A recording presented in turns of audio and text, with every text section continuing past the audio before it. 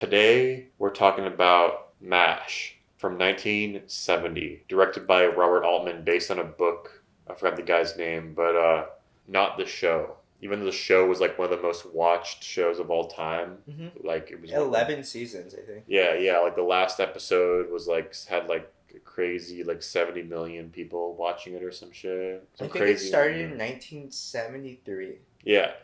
But we're talking about the feature film. We've been reading Easy Riders. I've read it, like, I've listened to the audiobook like twice, but now Jack's reading it. We decided to watch MASH because I had never seen it before. It's such a big film in the Hollywood new wave. I finally watched it and it was fucking awesome. Dude, it was really good. Yeah, MASH is a fucking great movie.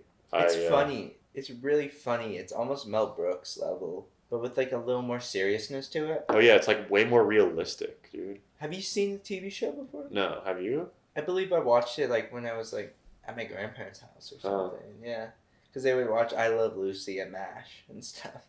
It's a really good, really good movie, and I'm glad that I saw it. I think Robert Altman really is such a amazing craftsman for, like I said, how he's able to overlay the foreground and the background of a single shot. There's so much character and little details that he's able to show you in a single frame. Paints a picture of just like hanging out with these guys. It's almost like a hangout movie, like Once Upon a Time in Hollywood, or Richard Linklater's Dazed and Confused or something like that. Yeah.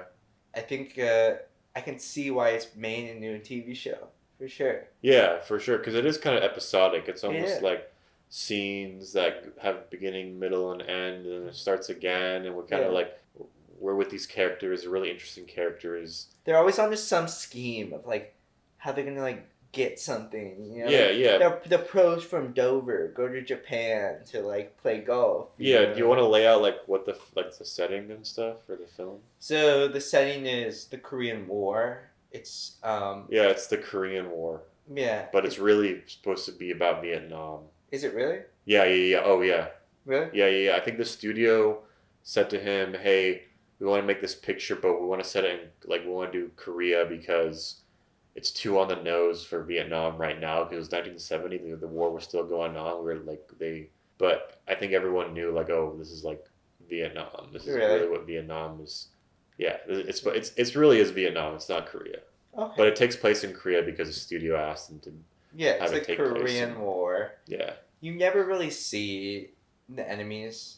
That's what's so interesting to me. Yeah, well, because it's I mean, it's like the medic center or whatever you would call it. It's the base that's home to like people who are injured or whatnot. Yeah. Like the MASH unit, right? And so it consists of Donald Sutherland, Elliott Gould, all these other famous actors that are surgeons. So they're constantly operating every day, and when they're not operating, they're getting into shenanigans, drinking martinis, playing football, like they're just hanging out. Yeah. And there's something so compelling to do a story about Korean War in the midst of an American war where the soldiers and the people who are drafted and the surgeons and all these Americans kind of having fun with everything. Yeah. You know what I mean? There's serious moments in a way, but it's never explicitly said. And the fact that in the face of this like giant tragedy and this like unspeakable shit that's going on in real life. Well, yeah, it's all the unspeakable shit going on in the fucking camp too. Like they're not all there because of this war. Like the war affects them and it makes them like act out in certain ways. Like they're really like kind of desperate. Like they're under like a lot of pressure. They're dealing with the situation. They're not back home. Like it's not. No, but they're also able to like enjoy themselves in a way that's like that's not realistic. You know what I mean? Yeah. I don't know. In the face of it all, like. Yeah. Well, it's like their only like escape from. That's the whole thing. That's what this movie is. That it's a comedy. Like they're having a great time, and then it goes like really serious to like operating on like life and death shit. Like people are like bleeding out, and they're good at it too. Yeah, they're really good at it and stuff. And they don't take no shit. And they're like, bro, like fuck all this army shit. Like we're here to like we have a job. We're doing the job. Like fuck all the code of like the Yeah. military and like we can say what we want, like we're fucking doing what we have to do, we're saving like lives and we're operating on people, like fuck the general, you know? Oh, bro, it's a fuck bureaucratic bullshit movie. Like, it's like, dude, I'm not gonna follow this order just because you have like some fucking hard on for punishing us. Yeah. I'm gonna fucking do my job because I'm gonna do it well. These lives are not determined by like bureaucratic dependency. You know what I mean? It's really good, dude. There's something really compelling. I kind of want to watch the show now, dude. I know it's not Altman, but like he set the stage for this. So I'm like, what the? Yeah, and Altman hated the show. He did? Yeah. He did? In the film, we have Kiefer Sutherland and Elliott Gould, Hawkeye, and Donald Sutherland. Donald Sutherland and Elliott Gould, Hawkeye, and what was Elliott Gould's name? Fuck. Burner or something?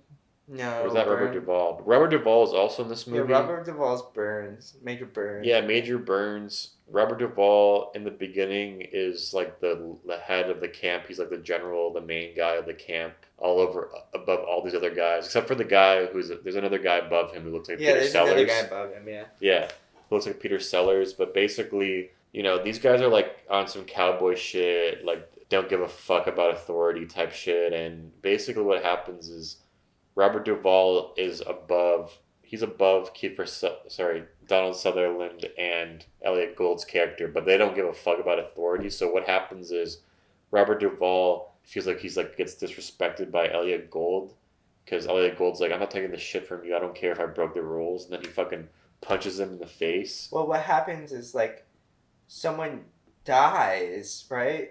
Someone dies in the hospital wing, and what's his name? Robert Duvall is like, I fucking lost, and the stress gets to him, right? And he's like, I fucking lost another one, and it's your fucking fault, Harold from Harold and Maude. And he's like, you killed him, you know? And this guy, the little kid from Harold and Maude is like, oh my god. Like, Bud Cort. Yeah, Bud Cort. Elliott Gould is like, doesn't stand for that shit, dude. He's like, you're not gonna fucking tell this kid that he killed him, because he understands that shit happens. Like, we're in a war, dude. Like, we try to save what we can, and we try to be friendly with one another and cordial, because none of this stress is going to amount to anything, you know? We try to, like, be in a... I know, it's so hard to explain. It's like, it's almost Yeah, but basically, Elliott Gould punches Robert Duvall, and they're like, you're arrested, blah, blah, blah, but he's not really arrested and shit. Like, he's just like, fuck off, like, pushes them away, and... Yeah. Basically, what happens is Robert Duvall gets like court-martialed or something because, or he gets fired / court-martialed. No. So he tries to, him and the head nurse who are fucking, try to get Elliott Gould and the whole unit in trouble by sending it to someone that's even higher up than the MASH unit. Well, they're fucking. They put a microphone under it, share it with the whole camp. Yeah. And then that's when Robert Duvall snaps, when they really push his buttons. Yeah, and then he, like, fights Donald Sutherland. That's when he gets kicked out. But that's, like, Robert Duvall has, like, this role in the film, which is fucking awesome. This is, like, early for all of them. Like, this is early. This is before, like, you know, Godfather and shit. And they're all, like, playing these roles in this movie, which is so... A lot of people in this movie. Yeah. Like, dude, what do you think of Donald Sutherland in this? Because I've seen him in movies as kind of an older guy. I've never really seen, like, some of his early shit. I really want to watch the Nicholas Rowe movie. It's called Don't Look Now. Oh my god. He's so fucking good in this. Yeah, and the philosophy he lives by and the way Altman writes him to be like, there's so much fraternity in this fucking movie. Yeah. You know what I mean? It's so much about the male relationship that it's wild. Like, you'll see someone and the way, like, men understand respect and shit like that is, like, so clear on screen. Like, I don't know, I've never seen anything like it, but it is so fucking, this movie is really, really could not be made today. No, it's really, really raunchy. Oh my God. It's really, really dude. raunchy. It's really for the guys. This movie It's is so for the for the bros. guy. It's offensive, dude. It's Oh like yeah, it yeah, is really old fashioned humor, offensive. yeah, And it's like your grandparents' humor, where you'll be like, "Are you sure? Like, are you sure? Like, yeah. You're no, like, this are you shit sure wouldn't about fly that? But today." it's funny though. Like it's so like I love that like sort of edge that it has to it, and that it's like takes place in that day. Like they're in this like camp. It's Korea, but it's really Vietnam. Like they're going crazy. Like they're fucking so horny as fuck, bro. And yeah, there's definitely some like gay shit going on. There's definitely like some sexist shit going on, some racist shit going on. Yeah. But it's funny though. Yeah, Like, it's homophobic, it's sexist, it's racist, but we love it. at least in a way it acknowledges it. Yeah, yeah. It acknowledges how it can be that way. It's not holding anything back. They're like, yeah, there's these guys like stuck in this camp during a fucking war, and they're like, they're fucking going crazy. Probably Yeah. they're not seeing any women at all. They're just like anything flies. Like the next day could be their last. They don't give a fuck, and that's kind of part of it. Hot Lips. Do you want to talk about Hot Lips? Hot Lips. Hot Lips is the head nurse. She's so good. What's that actress's name? Do you know? I don't know, but I know her name in the character's name is Houlihan or something, like General Houlihan. But she starts as like trying to be this authority, respectable like woman, and then her arc is like she's just kind of becomes like by the end of it she's like a bimbo like thought or something. Yeah. Like what? I guess so. Yeah. Because she also loses it as well. Because she gets harassed so much She does. that yeah. she like loses it herself and kind of She becomes does. one of the other like she's That everyone. I think that was the first time they showed full on Bush in an American film. Oh yeah, yeah. Well, we can get into that. First time they show full on Bush, and the first time they say fuck Yeah. in a movie, which is sick. Dude. For a major like studio movie, like they say fuck in it, and yeah, this is definitely for the guys. Like if you're a straight white dude, you'll fucking love this movie because it's fucking like it doesn't hold back at all. Yeah. All the jokes and like the brother and like yeah we're gonna play golf. Hey yeah shut the fuck up. Like we're gonna get this done. There's these guys in their own wave, their own mission. Yeah.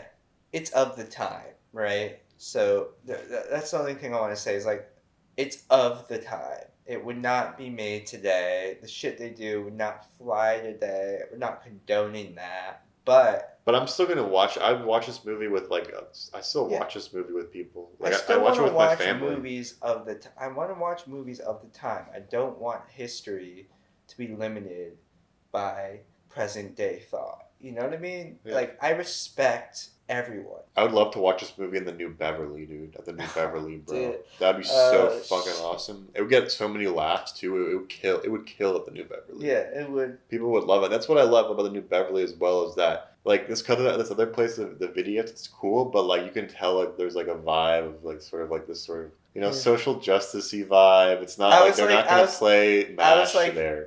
I was like, oh, can I get MASH? Do you guys have MASH here? And he's like, MASH?